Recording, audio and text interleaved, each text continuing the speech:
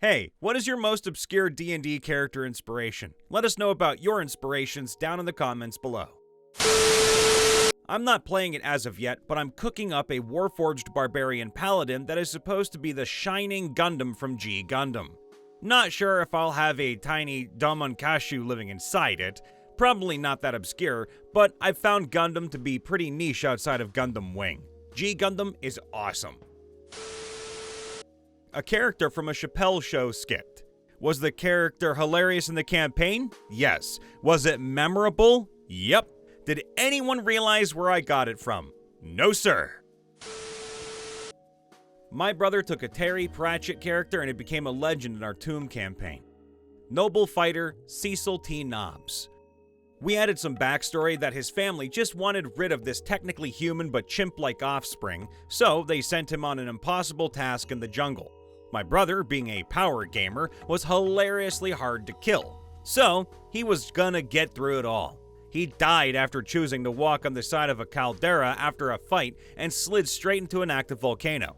In his words, "There is no way Cecil would notice Spider Climb not being on him anymore. He probably didn't even notice when he had it and just thinks he walked his way there by himself the first time. He's walking off." Almost had enough health to survive the damage too. His parents made a hugely inaccurate statue of his tombstone to resemble how they would have liked their son to look. I created a Warforged Valor Bard based on Gato, the robot you can fight at the beginning of Chrono Trigger for a one-shot. I'm pretty sure I was the only one who even played the game, let alone also remembered Gato. You can beat him up for 15 silver points. I'm playing a Damphir who has a storyline that's loosely based on Benny from Supernatural. None of the rest of my group knows he's part vampire. They think he's a simple bard. When I made my character with my DM, he said that eventually we'll run into my long-lost vampire father and have to figure out how to move forward. Dr. Stephen Maturin from the Aubrey Maturin book series by Patrick O'Brien. He was a bard. I played him as a doctor spy whose hobbies were cataloging flora and fauna and discovering new species. It was a ton of fun, but he found himself on the wrong side of a vampire coven and ended up becoming a thrall who needed to be executed by my next character. And I'd do it again. My first character, Hayden, is a human bard, and I kinda based his personality off Steed Bonnet from the show Our Flag Means Death. He's a huge gentleman, very silly, and he won't hesitate to get out of his nice guy side to put a bitch in their place. Not really obscure, but it took ages for my party to notice my Monster Hunter-style ranger was basically Gaston. Also ran a one-shot where the party had to cheer up the town's champion ranger, who was lovelorn, drinking the day away because his love didn't love him back. Cue her being lost in the woods where a known were-creature lives. Alright, don't sue me, Disney. My party gave that beast the ending it probably would have gotten if it wasn't a Disney film. I tend not to do that, at least intentionally anyway, so I think I've only got one example. But I'd say it could be obscure to plenty of people, especially outside of Americans, as it's old folk hero stuff. I made a dual Warhammer-wielding fighter based on John Henry. I made a vampire with werewolf-like shifting powers, an undead, evil, canine-themed dude. I named him Cujo. I thought it was hella silly, but kind of fun. I found out like 6 months into our campaign that nobody else had ever even heard of Cujo, and they never got the joke. Not the whole time.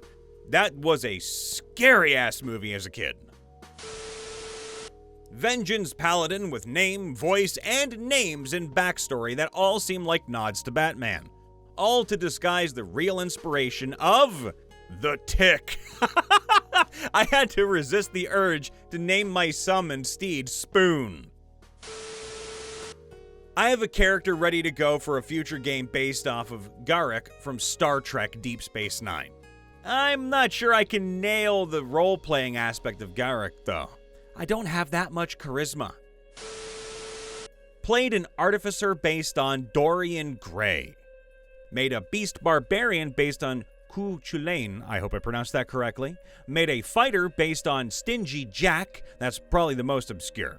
The tale that inspired the Headless Horseman from Sleepy Hollow.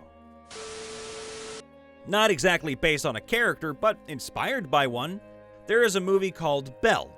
It's an anime-styled animated movie, and it's a very good movie.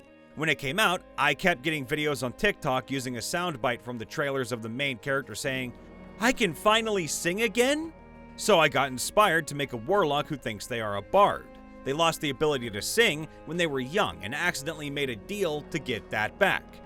The archfey I came up with for that was named You, a play on the virtual world from the movie, which was named You. Honestly, mine isn't a character, but a brand name. He's a black dragonborn with red highlights. Bard, College of Creation. Usually plays lute, but also plays flute, drums, and has a whip. He has a tendency of being shirtless when performing, and is usually singing songs that are PG-13 at safest. That means parental guidance 13 for anyone who's outside the US. He is the reason why bards have a bad name. But despite being a huge flirt, he is terrible with romantic partners. He claims he's too big for them, but the real reason is he was cursed into chastity until he returns to his true love. His name? Bad Drake Song. Real name is unknown except for me and the DM. My current bard lock is a charlatan heavily influenced by Nigel West Dickens, the snake oil salesman from the first Red Dead Redemption. My other character is named Gareth, after Loghain's father from Dragon Age. His horse is named Adala, which is the name of Loghain's Mabari hound. I played in a group with one character who was a multi-class fighter, Star. The GM was told what the Star was, but the other PCs did not know. He was inspired by the character Nisar from the TV show Robin of Sherwood. He wore studded leather and used double scimitars. Named Olos, although the other players called him No Loss, because it annoyed the guy. He was dissolved by green slime when he took a wrong turn in a cave in slave pits of the Undercity, I think. The star stood for assassin. Everybody knew. My current first character is a barbarian directly based off of WWE star Drew McIntyre. Really? My next is a Shadar Kai Paladin whose appearance is based off another WWE star, Damian Priest. Our GM did custom character art for that campaign, and it was amazing to see the differences and similarities between the inspiration pictures and the art piece. The picture reveal was how my party members found out he is a paladin. I make it a point to never fully base characters off any existing media. The most I do is a loose inspiration. In that aspect, I have a satyr barbarian whose personality is loosely based on Barum from League of Legends, and a kobold ranger that acts kind of like Zenitsu from Demon Slayer. Tiryu from 99 Nights, or Bad Arrow from The Wandering Inn, which is a web series. Go read or listen to it. Would be the most obscure reference ones for me. I think, anyway. Most of the time I play a character that isn't really based on anything. I mostly start with an idea for a build and then make a character to fit that build. My characters are usually not based on anyone in particular, but since you mentioned obscure, well, I got one. In one sci-fi game, my character was a wizard originally working in Bollywood in the special effects department, but he lost his job due to the economic crisis. When he is hired for his first mission, he thinks it's a movie cast, and he explains the lack of details as being part of covering up possible movie spoilers. Oh my god. Given we are in the future, a lot of replicas might look realistic. You know, this is not blood but ketchup. He was partially based on characters from the movie Tropic Thunder from 2008. I love this concept backwards and forwards. I loved the cartoon David the Gnome when I was a kid, and even had the books that it was based off of. So, my first character was a druid gnome named Tom, after the voice actor. I even gave him a fox companion named Swift, just like the original character. I feel like it's fairly obscure since the books were by a Dutch author and the TV show was an English-dubbed version of a Spanish cartoon based on the books. I got the name of one of my characters from a Skyrim follower mod. He wasn't a popular or fully voiced or feature-rich one, just one of the standard ones. And for some reason, most of my characters in other games now also have this name. Who was it? I need to know.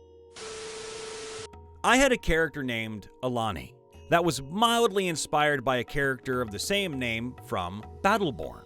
She was a light domain Triton cleric. Light domain wasn't the most appropriate pick for her, but there's no strictly water-based cleric, and I wanted to cast Fireball once since this was my second character ever.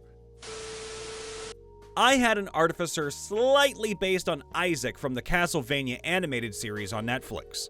The look was the same. He was bi, which was a detail I kept under my hat, waiting for when it could randomly come out during the game. And it did. The character was all about freedom and choice, very anti-subjugation. He had radical parents who read banned books. The funniest part about him, though, was that he hated mages. He thought they were elitist jerks who kept magic to themselves when magic should belong to the people. He was pretty Second Amendment with his philosophy on magic. Not my character, but my NPCs. My favorite one is probably Thorn Bathu, who I ripped directly from the pages of Joe Abercrombie. I mined ASOIAF repeatedly and have versions of Quaithe, Gerald, Darkstar, Euron, Victorian, and Arion. I also have Mike Connell, Andrew Paxton, Monty Van Wilder, Guy, another Guy, Richard Mesner, and Hannibal King, all based off different Ryan Reynolds movie roles. How dare you? I've got a Malcolm Reynolds from Firefly, I reworked Angel from Buffy the Vampire Slayer and Cassidy from Preacher. I've got an Ellen Ripley from Alien and Mulder from The X-Files. There is an Emmett Brown from Back to the Future as well. Some are more obscure than others, but it's the combinations that make it wacky.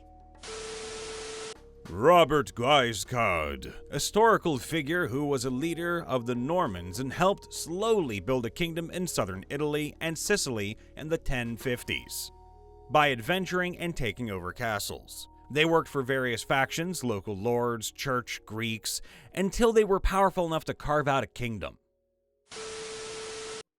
So far, I think I've actually made all of my characters without basing them on other stuff. A half-elf rogue that wears the skin of whomever, whatever they killed last to assert dominance.